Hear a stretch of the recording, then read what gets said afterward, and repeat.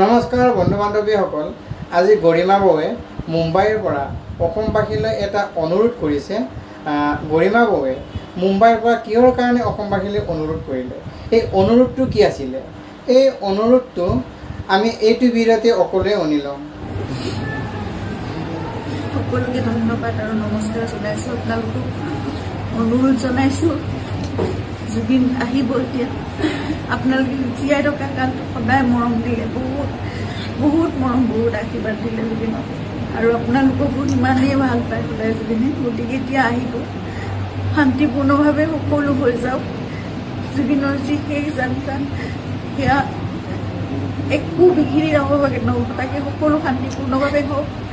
যিবোৰ কোনোবাই যদি কিবা অকণমান ভাবিছে, কিবা এটা খেলি মেলি হৈছে, কিবা তেনেকুৱা ধৰণৰ সংঘাত সৃষ্টি হৈছে, এই বস্তুবোৰ নহওক, একেবাৰে শান্তিপূৰ্ণভাৱে হওক। পুলিচ প্ৰশাসনে, এডমিনিষ্ট্ৰেশ্যনে আমাক বহুত সহায় কৰি আছে।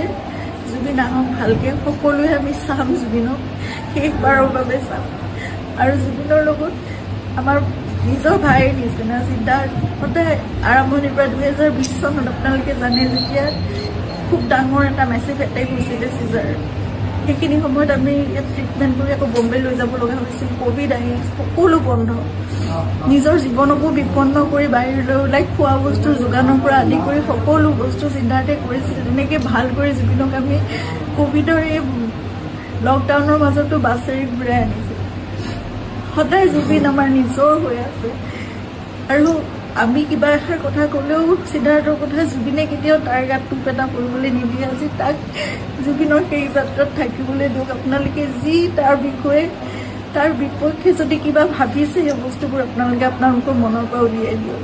সকলো থাকক একেলগে, আমাৰ পৰিয়ালটো একেলগে থাকক, আমাৰ নিজৰ মানুহবোৰ। কাৰণ মই জানো কাইলৈ মোক সিদ্ধাৰ্থ ছাপোৰ্ট লাগিব, সি মোৰ কাষত নাথাকিলে মই একো কৰিব নোৱাৰিম।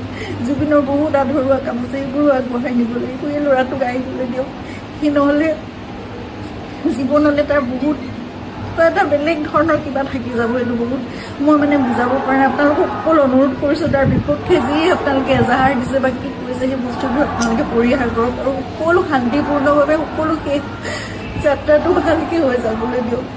সকলোকে অনুৰোধ জনাইছোঁ আপোনালোকে। এয়া আছিল গৰিমা বৌৰ অনুৰোধ। গৰিমা বৌৰ অনুৰোধটো সকলোৱে অসমবাসীয়ে শুনিলে। গতিকে গৰিমা বৌ যি বিচাৰে, এইটোৱে আপোনালোকে অলপ শান্তিপূৰ্ণভাৱে কামবিলাক কৰক। আৰু এই সিদ্ধাৰ্থ ছাৰৰ বিষয়েও কৈছে যে কোনোবা যদি বিতৰ্কত পৰিছে বা এজাহাৰ দাখিল কৰিছে, এই এজাহাৰটো পৰীক্ষা কৰিবৰ কাৰণে অনুৰোধ জনাইছে।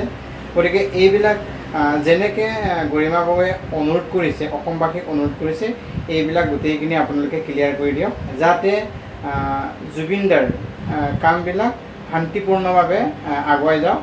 গৰিমা বৌৱে অসমবাসীক যেনেকৈ অনুৰোধ কৰিছে, মোৰ ফালৰ পৰাও ঠিক তেনেকৈ অসমবাসীলৈ অনুৰোধ। গৰিমা বৌৱে যি অনুৰোধ বিচাৰে, এই অনুৰোধটো আপোনালোকে মানি চলক। তাকে কৈ মই আজিৰ ভিডিঅ'টো ইমানতে এৰিলোঁ। ধন্যবাদ।